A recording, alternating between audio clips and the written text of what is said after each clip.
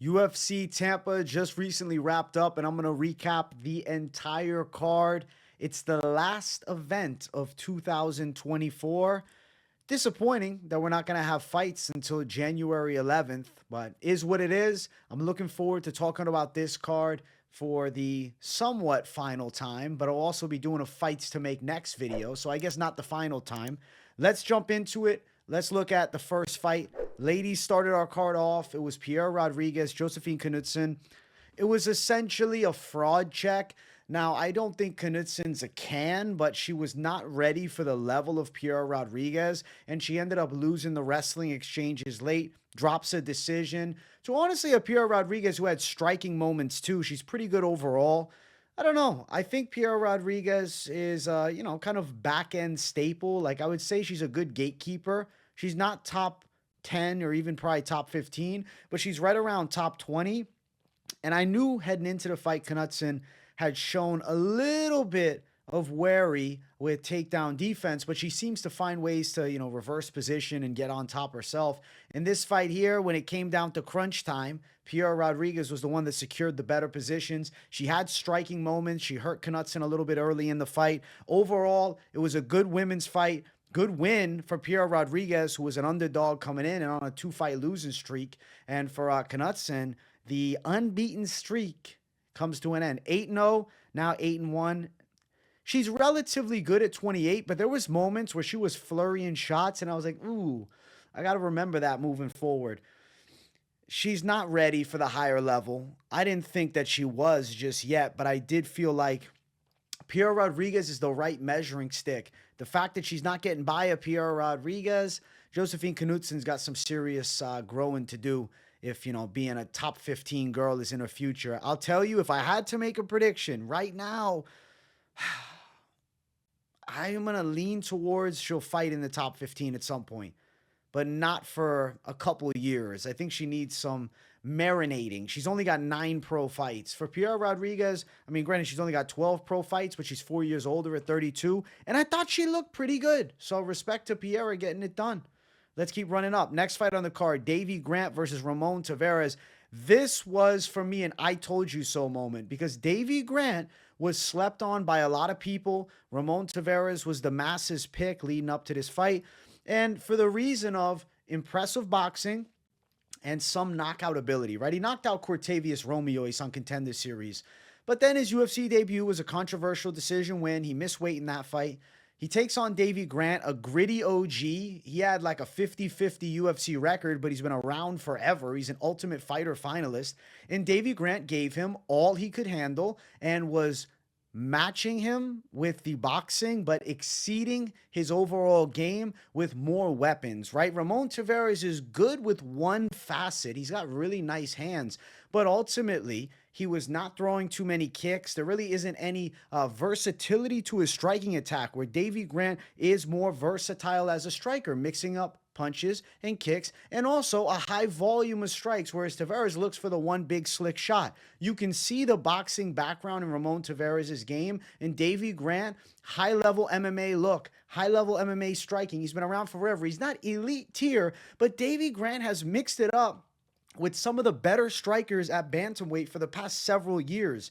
And him beating a Ramon Taveras, even at, the ripe age of nearly 39 for Davey Grant, I can't say I'm that shocked. I picked it leading up to it. And I thought that Taveras, he looks slick in moments and definitely has power, but doesn't have enough striking volume and doesn't really have a backup plan. He doesn't offer much of a takedown threat, isn't a very good kicker, so it becomes hands only. And trying to go hands only with Davey Grant, who's got good hands, but also is good everywhere else, it just seems like a bad recipe. And it was. And Davey Grant took a unanimous decision home at nearly 39. And I think he's still got some fight left in him. He's one of those tough British journeymen. Tough British journeyman. Hard to beat. Has tested a lot of good fighters. Adrian Yanez. Beat Jonathan Martinez. Went long Daniel Marcos in a split decision. And he beats Ramon Taveras. And Taveras probably the, lowest level of ability amongst all of them.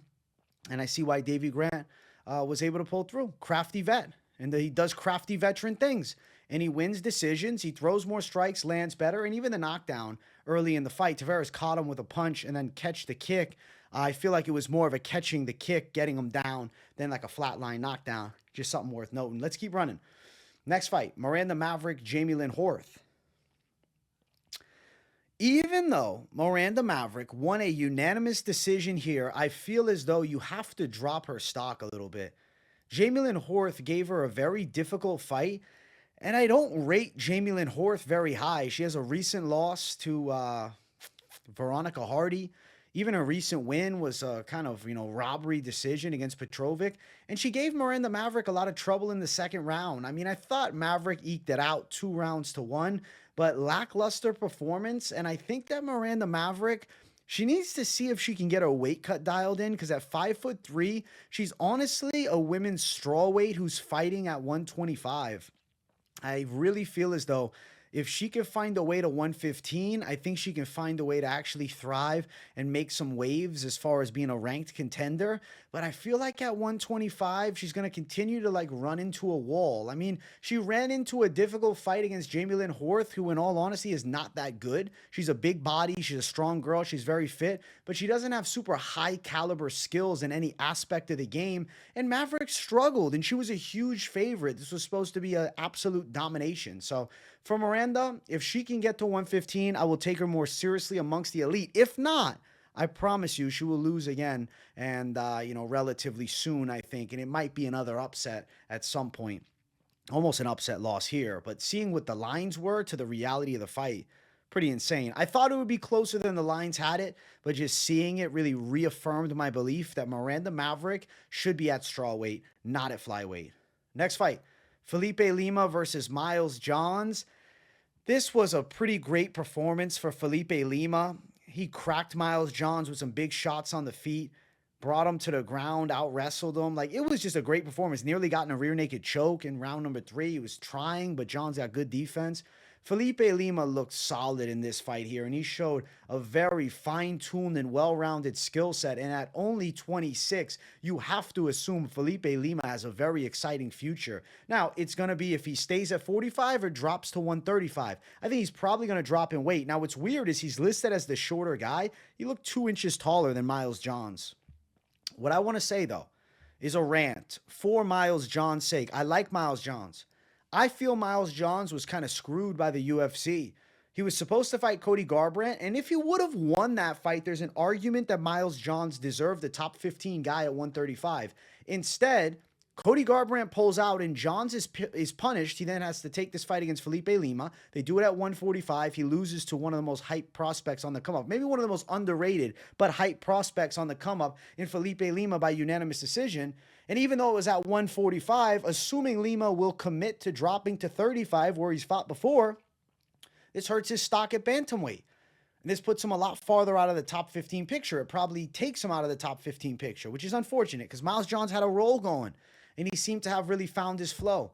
So disappointing for Miles Johns' sake. But Felipe Lima looked damn good. Pulls off a nice win over a crafty veteran. 15-2 Miles Johns coming into this fight. This is a bigger win even than the Nemov fight in a sense, because I feel like Miles Johns had that surging momentum. I like Felipe Lima's skills, man. Even the way he throws that shovel uppercut reminds me of when Hamzat landed that death uppercut on, Ali Askarov. I think that the death uppercut from Lima is eventually going to get him a knockout, but Miles Johns built like a little pit bull. He's got a damn good chin, and Lima still was cracking him hard. So big W, Felipe Lima. Next fight, Sean Woodson versus Fernando Padilla. Man, first minute and a half of the fight, Fernando Padilla looked absolutely in the scrap, was putting pressure on Woodson, making him uncomfortable, backing him up, even on the ground. He's going for an omoplata. Then he gets back up to his feet, and he's completely gassed. I was boggled to see Padilla pretty much done after 90 seconds of fighting at featherweight. Sean Woodson then was starting to find his flow with big punches, cracking Padilla. Padilla, being a Mexican fighter, kept pressing forward, but he didn't have that iron Mexican chin like we're used to seeing a lot of the times. And Woodson gets a first-round knockout, completely exposed Fernando Padilla. Padilla kept falling over. He looked really skinny in this fight, and he looked kind of weak. I don't know if he came into this fight with something going on, but he got absolutely wrecked by Sean Woodson. I know Sean Woodson's a good boxer, but Sean Woodson's been Mr. Decision as of late. I mean, Dennis Bazooka decision too, right? And Bazooka doesn't seem to be as high level on the feet as Padilla. So seeing Padilla go out like this was interesting. Really bad loss for Padilla. I will start the conspiracy right now. The Mexican fighter, there was a little influence from the cartel behind the scenes, and he had to walk into a punch, bro. It unfortunately happens like that sometimes, and that's just how the game goes. It was completely fixed. It was completely fixed, dude. He got laid out. I was upset, though, because I put the dog lock money on the line with Padilla, and I really thought he had a good chance because I said how Woodson got cracked by the other Mexican guy, Luis Saldana, a couple years ago. He was able to find the target. If Padilla brings that pressure, he could do it too. No, he got exposed, and he also looked kind of fucking anorexic in the cage. He looked anorexic in the cage. I said, what the hell is going on, Padilla? Looks skinnier than I've ever seen. He got fucked up. Sean Woodson beat his ass. Woodson deserves somebody in the top 15. Enough denying him the spot. If he can make 145, give him somebody in the top 15. We need to see it now. I want to see it. I'm curious of it. I mean, Alex Caceres was ranked for a while. What is the rankings looking like? I'm going to bring up the ranking situation real quick. I'm just curious. I just got to get an idea. I know I'm doing a separate video for matchmaking, but I just want to see. All right, at featherweight, bottom of the top 15. Edson, Ige, Bryce. Fuck, he might not get a top 15. The top 15 at featherweight, jam-packed and super stacked. And Edson Barboza's fighting Steve Garcia. Maybe he could end up getting the winner or loser of that fight. But I don't know if Garcia chins Barboza, bro, his stock's going to go like this. I don't think he's fighting backwards against Sean Woodson. Still, either way, Woodson, statement win. Next fight on the card, Yoel Alvarez versus Drakkar Klose. Alvarez made easy work of Drakkar Klose, rocked him bad on the feet, finished him off, had him in like a standing gilly, but he was already knocked out and then was just throwing punches from there. The ref jumps in and stops it. Dude, Yoel Alvarez, El Fenomeno is the perfect nickname. This guy's freaking phenomenal. He's 6'3", 77-inch reach. If he can make 155, he can make waves at 155. But he said in his post-fight interview, he's like, man, I think I got to go up. And I'm thinking to myself, shit, if he's going up to welterweight, this changes things. If he's going to welterweight, his future doesn't look as bright. If he can keep making 155, I think there's special fights for him there, and he's a problem with his frame. But at 170, there's some fucking behemoths, man. This dude's are built differently. And I don't know. I don't love Yoel Alvarez as a welterweight, but he looks like a damn good lightweight. Beats Drakkar Klose in the first round, and Drakkar Klose 7-1 in his past 8 fights. Like, say what you want about Drakkar, he's very underappreciated. He's a crafty vet with a well-rounded skill set. He's pretty good everywhere. You can say, oh, he's a little chinny. He got knocked out by Beneil, and now he got knocked out by Alvarez. I don't think he's necessarily chinny. I think he just got caught by some dangerous strikers. At the time, Beneil was, more dangerous than maybe he seems to be today. Alvarez's striking is clean, man. Jump knees. I mean, the guy's got good teeps, elbows. He's super long. He can threaten with guillotines. Drakkar Klose did slam Alvarez once and kind of stifle that guillotine. I thought that was pretty sick. But Alvarez gets the job done in the first round. It was a walk in the park type win, and one that makes me want to see him stay at 155 because he looks like he can make waves. At 170, I don't believe he can make waves like that. So I hope he stays. We'll see. We'll find out his matchup later on today, honestly, because it's 2:56 a.m. Later on today, we'll matchmake for Yoel Alvarez. Next fight on the card, feature prelim, Michael Johnson. We're flashing back to 2014, yo. Michael Johnson turned up in this fight against Ottman Azaitar. He looked crisp. He looked clean. He looked precise. He looked accurate. He looked awesome. Michael Johnson slept Ottman Azaitar in vicious fashion. This was the outcome that I did expect going into the fight. I thought Michael Johnson will rip him up with his boxing. He was way faster than Azaitar. What you had to worry about is the looping shots from Azaitar, especially because Johnson's chin has been a fault in the past. We've seen him flatline before with big looping shots. And Azaitar's got a good looper. But Johnson was way too quick and way too clean. The way he flattened Azaitar was really cool. It was nice for Michael Johnson. He needed a moment like that. It'd been a while since he got a finish. Listen, he's had a rough MMA career. Tapology has him at 23 and 19, but the UFC says he's 24 and 19. They're not giving him credit for one of his wins. So 24 and 19, has fought a who's who, has wins over top guys, has losses to guys that are not top caliber. But when Michael Johnson is on, he is one of the most dangerous guys in the game. What's crazy is he called out Justin Gaethje. I think he's reaching crazy far. I want to see Michael Johnson get a fun fight and give him another chance. He's talking about making a run. Give him one last chance, but he's 38, and we got to be realistic here. I don't know how you can really sell that he deserves the top 15 next with the Diego Ferreira loss, right? And then saying you want a Gaethje rematch. It just seems unrealistic, man. I know he's got big wins on the resume, but he's got some bad losses in the way of giving him that type of jump up. I like Michael Johnson's style. I like his slickness. There's fun fights available. He got called out by Daniel Zellhuber, and let's be honest, that's not a crazy matchup. Daniel Zellhuber and Michael Johnson actually makes a lot of sense. I know Johnson wants bigger and better things because he's coming off of this nice finish here of Azaitar and his confidence is through the roof. But let's keep it honest here. Ottman Azaitar got knocked out by Prado, got knocked out by, I'm losing the name, Frivola, Steamroller Frivola. His wins are against Timu Paklian and Kamaworthy. Those aren't big wins. Yes, Johnson looked awesome, but let's recognize that he took on a punching bag compared to the opposition that he's calling out. Ottman Azaitar is not elite level striking. Michael Johnson is high level. I mean, look at the wins he has. Michael Johnson's really good. I hope he gets a fun fight. Zellhuber could be really interesting. Maybe they give him a crafty OG. I don't know, man. I don't know. But either way, you'll always tune into a Michael Johnson fight, as will I. Great way to close out the prelims with a moment of nostalgia, because I've watched Michael Johnson's whole career, dating back to The Ultimate Fighter when he beat Bruce Leroy on the show. And he said to Bruce Leroy, as they're facing off, he's like, oh, he's not even black or something like that. I'll never forget that moment from Michael Johnson. That was funny. I think Michael Johnson is dangerous and powerful still, but worry about the chin. Worry about him maybe slowing down a tad. Like, we got to keep it realistic. I know he's riding high in the momentum, but you can't rush him too far. The Zellhuber fight is realistic. And Johnson, listen, he's a dreamer. He's talking about getting to the top again at 38 and a half. I love his mentality, and I'll always be a guy that supports Michael Johnson as a fan. But chill. We got to go, I don't know.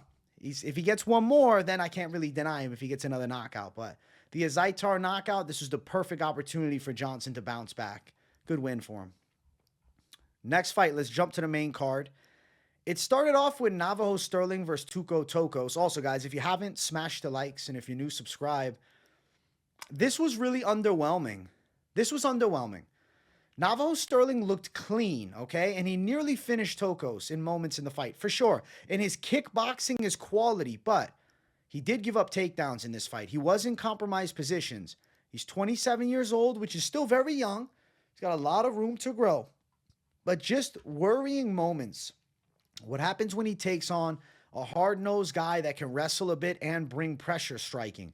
As good as his kickboxing is from distance, there are some, holes that need to be slightly shored up. And I think the takedown defense and the ability to get up quicker and, more efficiently are probably things that he needs, because Tokkos is more on the back end of what light heavyweight has to offer. Even though he's got relatively decent grappling, he is not a high caliber grappler in the division. He's 0-1, now 0-2 in the UFC. This was Navajo Stirling's showcase opportunity, and he won cleanly. He picked him apart. Wasn't the violent KO that many of us expected and many of us wanted as fans, because, we room for Navajo Stirling. If you watch the Contender Series, you like Navajo. He looks sick on the show.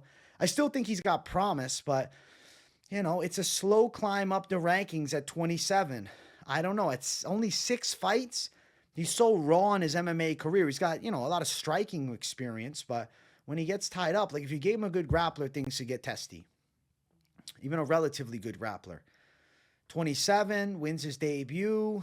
I don't know. The matchmaker side of me is thinking they gotta matchmake it smart. I mean, you don't have to matchmake it smart. They can throw him to the Lions and just give him a couple of L's, but he's only got 6 pro fights. So the talent is there, and I am not ready to write him off as somebody that could do well in the UFC. I mean, look at Carlos Ulberg. He lost in his debut to Kennedy and Zetchiku, and then he ended up having a great career, and he's, fighting Jan Blachowicz, and he's getting close to a title fight. To be fair, though, I mean, Nzechukwu's turned out to be a pretty savage mid-tier guy. He's dangerous at heavyweight now.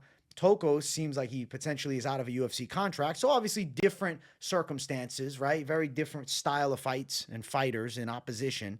And Stirling got the win, though. So I don't know. All I'm saying is don't cut him out of somebody to watch just yet because he had a hard debut, but he still won every round, right? Pretty much. He still clearly won the fight. Don't write him off yet. Good win for Navajo Stirling, but yes, it could have been more impressive. Yes, his stock did not grow in this fight. It's not like people, oh my God, Navajo's that guy. They're like doubting him now a little bit, but I think he's talented. It just depends on the matchup. If you give him a hard wrestler right out the gate, I worry. We'll see. Lucky, light heavyweight, mostly strikers. Next fight, Daniel Marcos and Adrian Yanez. They decided to make Daniel Marcos' pick with this winter cap on his profile pick. I said on the weigh-in show, I thought the hat looked a little sus. To be honest, from this angle, it doesn't look as sus. The reason I feel is that like it makes him look like he's got like little pigtails, you know? The performance was not sus, though. I know it was a close decision, but Marcos, I thought, edged it by a bit. Actually, take that back. The performance was sus at the end. It wasn't sus throughout the whole thing. First round was good. There's moments for both. It's like Marcos a bit ahead. Yanez comes back, steals the second round. Both guys landed big shots in the fight. Marcos probably landed the cleaner shots in the first round. Yanez a little bit better in the second round. Rocked Marcos a little bit early in round 2 as well with the hook. And like Marcos was wobbling. Round 3, Marcos played it safe, but was able to land the takedown, get on top. Yanez then was engaging in grappling. I really have to wonder what was going through Yanez's mind because I wish he would have separated. For the sake of Yanez, being a hyped up prospect and having the best chance to win, separation and throwing big punches because he is the slicker boxer. Though Marcos has a lot of power. He's good from kickboxing range and he's very strong. And you know what? He's fit. He's in shape. Daniel Marcos edges it on the judges' scorecard, split decision. I think he deserved the 29-28, but what I hated, Marcos was stalling and running away from Yanez late in the fight. But when they did tie up at the end, he landed uppercuts in the clinch, and Yanez didn't really land anything. The body language from Marcos looked horrible, right? The body language looked atrocious. But the effectiveness was still there, and Yanez didn't do anything. So Marcos, rightful winner, but obviously, not the type of performance we want for an up-and-coming bantamweight that we're all keeping our eyes on. Unfortunate for Yanez, man.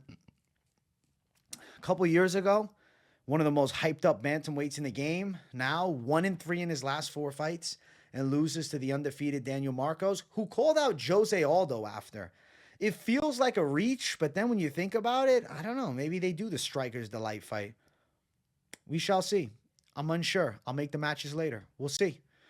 Next fight on the card, we had Dustin Jacoby expose Vitor Petrino. Simply put, Vitor Petrino got absolutely freaking exposed in this fight. What else can I say? I mean, I can break it down, fight moments by fight moments. First round, some pressure by Petrino. It looks awkward in a moment, fails a takedown. Jacoby kind of caught him with a punch. Petrino landed some decent punches on the feet. Petrino probably edged out round 1 in a competitive fashion, but could have went either way. Round 2, Petrino actually landed some better shots, but still, the wrestling was really not effective at all in this fight. Petrino was trying to wrestle, and then in round 3, he had a little bit of success with it, but not much. He landed some big shots on the feet, caught Jacoby. It seemed like the momentum was favoring Petrino. He was landing the more significant shots. He looked a little bit quicker than Jacoby, but there are things that I took away from this fight that, as I get to the result, we'll reflect on in a moment. Dustin Jacoby then catches him with the perfect straight down the line and flattens Vitor Petrino with a minute left in the fight? A minute and 16 seconds left.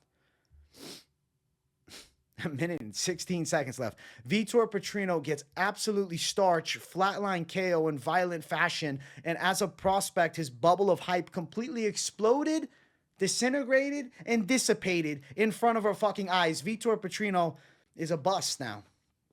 And a violent KO like this is rough. Obviously, the Smith loss, fuck, you got locked in a sub. Stupid move. Flatlined. Hard to come back from. That's what I'll say. Hard to come back from. He got fucked up. So, Petrino is not great from distance. I saw, they were calling him a sniper on Twitter, right?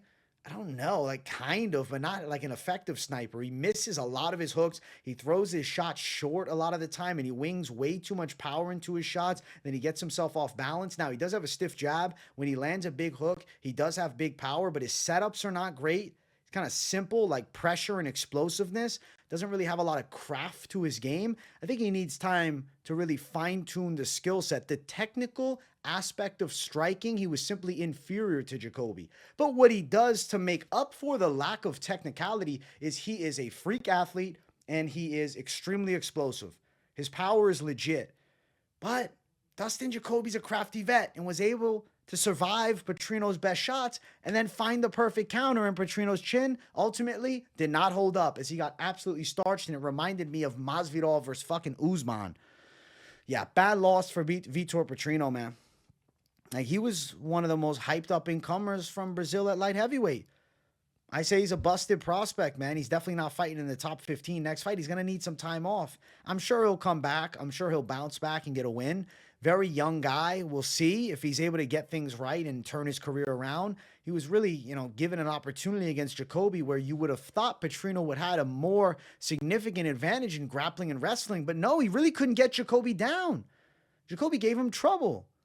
Jacoby gave him trouble in the grappling exchanges. And Jacoby, obviously, in striking, he's a former glory kickboxer. Not high level in kickboxing, but still a former glory kickboxer. And he was able to find that Petrino chin and put him out cold violently and really fraud check the up-and-comer. Good win for the OG, Dustin Jacoby. I'm not trying to take away from Jacoby's win. He looked on point, and he didn't give up on himself. Dustin Jacoby came in great shape. He's very disciplined. He trains hard, and he's got the will to win. And ultimately, that type of experience, that type of mentality leads you to a W over an up-and-comer that's maybe a little too raw and reckless. Good win for Jacoby. Next fight, Manel Kape, Bruno Silva. This was Manel Kape's coming out party. He was dancing. He was taunting the hell out of Bruno Silva in the fight. Absolutely piecing Bruno Silva up. Won pretty much every striking exchange. He got caught with a couple of wide hooks. But for the most part, Manel Kape was absolutely ripping Bruno Silva to shreds in the striking department. Way too clean, way too crisp, way too accurate. Bruno Silva had nothing for him on the feet, and he couldn't grapple with him. The best moments for Bruno Silva were landing the low shots that seemed to stifle Manel Kape. First round, there was 2 of them. The second one was a lot more significant, and it also looked intentional, and then the point deduction was very justified. Kape needed some time to recover, but he was able to come back strong. Now, the way this fight ended, though, say all the good about Kape's performance. He looked awesome. How does it end? The freaking kick touches the cup, lifts the cup. Bruno Silva then focused on the groin shot. Kape just unloads on him. Keith Peterson doesn't jump in. Bruno Silva turtling up, falls over, and it's like, I'm done. I have to say, Bruno Silva was so focused on the foul, he forgot to keep fighting. Protect yourself at all times. The referee, sure, could have jumped in and said, oh, it was a low shot. It was borderline. I could see the ref jumping in, but it also, a lot of it hit the body. It was like, right? Like if you were looking at the torso, right? Let's say this is the testicles down here. Let's say this is the line. Like it was right around here. It was a 50-50 shot. Could have been called, could have been not. It wasn't called. Bruno Silva, instead of, fuck, I just got to swing. I got to tie up. I got to shoot for a takedown. It is what it is. Complaining to the ref and then gets his ass knocked the fuck out. He did it to himself. Manel Kape did what he was supposed to do. Fight till the referee intervenes and says it's over or calls a timeout. Bruno Silva, protect yourself at all times. He fumbled, unfortunately. Kape looked clean as hell. Silva was going to lose the fight. He was getting ripped apart either way, and he was probably live to get knocked out regardless of the teep to the, top end of the cup, maybe. Arguably move the cup. Yeah, Manel Kape looked clean. Good W, but disappointing way for it to end. I think that is the best way to put things. Good W, disappointing way for it to end. Good slickness from Manel Kape. I like his confidence. Now, he's begging Dana White to give him the title fight. I have a hard time digesting that. Okay? I do. Because we got to keep it serious, man. He does have a recent loss to Muhammad Mokaev. The UFC released Mokaev, so now he's going to get the title fight. And then let's say he beat Pantoja. Now it's like, oh, Mokaev has a win over the UFC flyweight champ. I just don't think it's that likely that he gets a title shot next. He beat Bruno Silva. Silva's decent, but let's not forget he was losing striking exchanges to Cody Durden, who just lost to Joshua Van, who just broke into the top 15. I think Manel Kape needs at least one more. And if it's not Kai Kara-France fighting for the belt against Pantoja, the matchup is right there. Rebook him and Kai Kara-France so the beef can end up happening. Kape was saying F Moreno, F Kara-France, F everybody, essentially. He talked this shit. He's selling himself and trying to, talk his way into a title fight, but I don't think a win over Bruno Silva gets you a title fight, but I could be wrong because, listen, Steve Erceg fought for the belt. Kai Asakura fought for the belt. He had no UFC fights coming in. Kape beat Kai Asakura. So if it's like, hey, Kai Asakura got the shot, Kape has a win over Kai Asakura, I get it. It's like, it's not that far-fetched for him to get the shot, but the win over Silva, as good as he looked, and then the last fight he lost, even though it was, a little bit controversial, I don't know. I just don't really feel like he deserves a shot next fight. I like the Kai Kara-France fight because it's also something we haven't seen. Kai Kara-France versus Pantoja is an interesting clash of styles, and I'd be interested to watch it, but the UFC decides, not me. We'll talk matchups later. Manel Kape with a very impressive win over Bruno Silva. Regardless of a disappointing end, clean performance, stock grows, and he does have championship aspirations, and maybe they will be answered. I don't know. We'll see. Co-main event. Oh, my God. Oh, my God. Billy Q got laid out violently chinned. Holy shit. Oh, violent, bro. Oh, my God. I'll say it again. Holy shit. Billy Q got flattened in round 3. It was a competitive fight. Swanson in the first round was looking slicker, landing the bigger shots, but Billy Q was relentless. And he still was catching Cub with big shots too and pressing him backwards. I think he even landed a late takedown in round 1. Didn't do much with it, but still threatening with a lot of options, a lot of aspects. We get to round 2. It's like Billy Q's starting to come on strong. Round 2, I don't know. Billy Q's having moments. He's catching Cub with wide shots. He's backing him up. Yeah, Cub is still landing too, but there was moments where Cub looked exhausted and we were like, yo, is Billy Q maybe going to get the finish here against Cub Swanson? But no, Swanson never wilted. He never shied away. He always threw back. He didn't give up on himself. We go to round 3. He finds the perfect combination, flatlines Billy Q. Right cross down the line. Wanted to make sure it was the right cross and not the right hook. And he drops Billy Q, and that's it. Billy Q goes flat backwards in violent fashion, hits his head on the canvas. Highlight reel knockout for Cub Swanson in a badass fight. This was fight of the night on the card. I'm not surprised. Billy Q's a Tampa guy. It's unfortunate he gets laid out in his home city. But at the end of the day, Cub Swanson is a crafty OG, and his boxing is still very slick, and his takedown defense is on point. And I called Cub Swanson leading up to this fight because I thought to myself that Cub is a lot slicker on the feet and can land bigger and better shots. Billy Q throws a lot more looping punches. Swanson is a lot more accurate with the straights, and the right cross gets the job done. Beautiful straight. Cub Swanson flattens Billy Q violently in round 3 at 41. They tried to tempt him into retiring. He didn't. This was his 30th pro win. Depends. He doesn't really have to keep going. He could call it right here. Wins in Tampa violently against the hometown guy in the fight of the night. It's a good way to go out, I think. But Cub, I believe, has a strong urge to do one more. I don't know. We'll see. We'll see. He talked about it in the post-fight interview that he's really unsure and he doesn't know. He didn't cut the gloves off and put him down in the center of the octagon. But, if he does go out, badass career from Cub Swanson. Definitely a great run late in at 41. Still moving the way he is. Still believing in himself the way he is. Still coming in shape the way that he's been.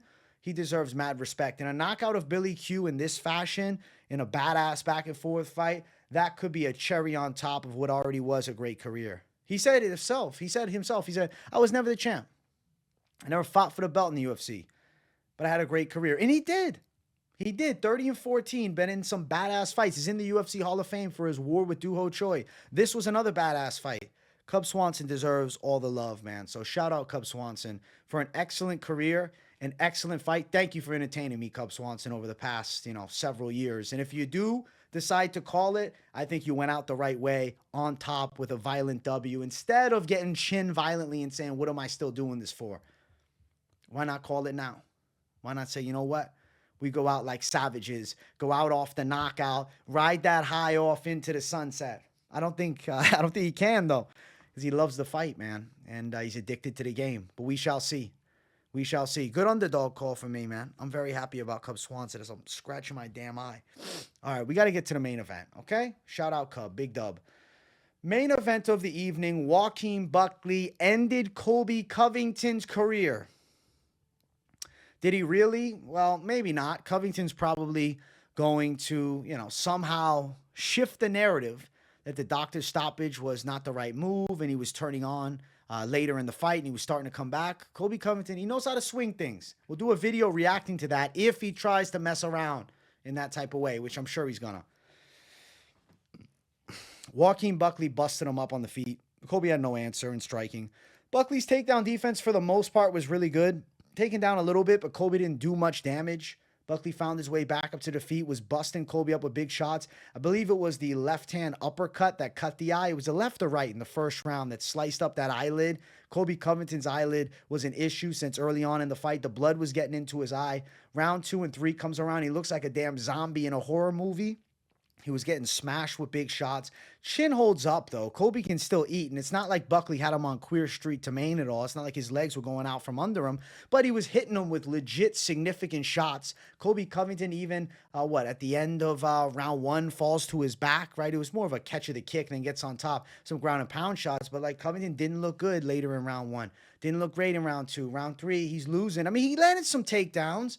He got on top a bit, and there was moments for him. It was okay, Colby Covington might be able to turn us around, but even he's on top, he's not doing damage. He's just controlling position, just holding from top. Whereas Buckley's then getting up to his feet and looking to throw bombs. And the doctor said, listen, your eyelid's going to come off. They told him heading into round 3. And then at the end of round 3, there was a little bit of a moment, an exchange. They're on the feet. Buckley lands. The big Dan steps in. They bring the doctor. They said, no, he could lose his eyelid. Fight is over. Doctor's stoppage. Joaquin Buckley beats Colby Covington in a relatively uneventful fashion, though. It's disappointing to see it end like that. But overall, the performance of Joaquin Buckley is one that demands respect. His hands look clean. His takedown defense looked awesome. His explosiveness is legit. How many guys are as explosive as Buckley?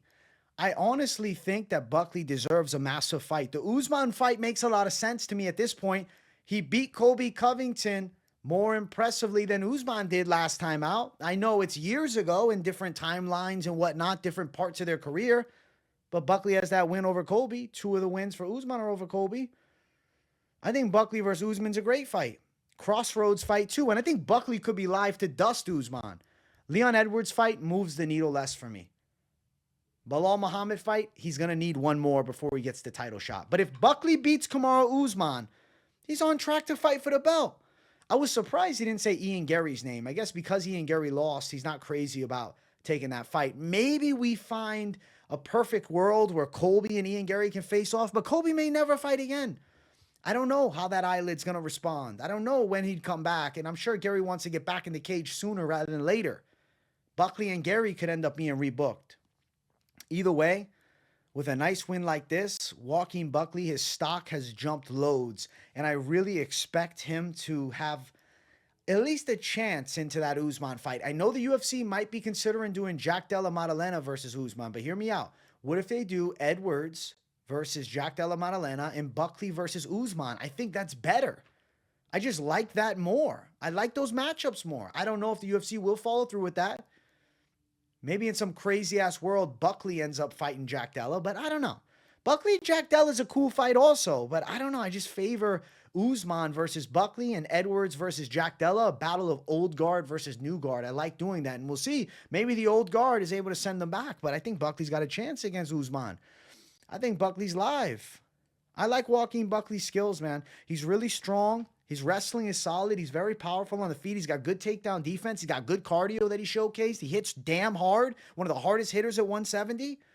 You can't not be somewhat excited about what Joaquin Buckley brings to the table for the top guys in the division. So sign me up for a Joaquin Buckley-Usman fight. I love the sound of it. Buckley showcased really good boxing in this fight. He was accurate as hell. He was patient with his attack, but he knew when to throw bombs.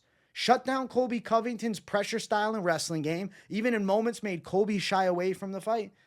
And he gets the doctor's stoppage. And he also showed good get-up ability. Yeah, he was taken down.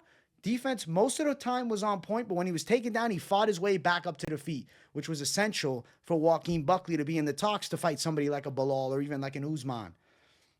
For Covington, I'm sure he's going to do one more. I'm sure he's going to have a reason why this went sideways, and he'll sell the narrative well, which will get him back somewhat in the mix for maybe an Ian Gary fight. We'll see what the UFC decides, because Covington doesn't have as much pull anymore. After losing to Buckley, I mean, if they say, listen, you're fighting Gary, you in or you out? I think he's in. And I think the UFC's in for sure. Hopefully, Kobe got one more, and hopefully we can see him and Ian Gary potentially squash the beef. And that'd be a pretty damn fun buildup. Even though Covington lost, I still think the Gary fight is on the table, and I think the fans still are interested in seeing it. We'll see what the UFC decides. Ultimately, that's the fight I'd go towards. For Joaquin Buckley, I like the Ottman fight, but we'll talk matchups more in depth, and I'll sleep on it, and then bring some magic for the fights to make next tomorrow. That was UFC Tampa's full card. The main event, obviously, Buckley and Covington. The picks, on paper, incredible. 9 wins and 4 losses, but some of you guys were flacking me in the live stream, okay? Yes, lost, had Knutsson, Rodriguez won. 1 with Davey Grant, Taveras. 1 Maverick over Horth. 1 Lima over Johns. Lost Padilla, Dog City over Woodson. Fat L. Confident call, Alvarez over Drakkar with the finish. Yes, Johnson over Azaitar. Yes, Stirling over Tokkos. Yes, Marcos over Yanez.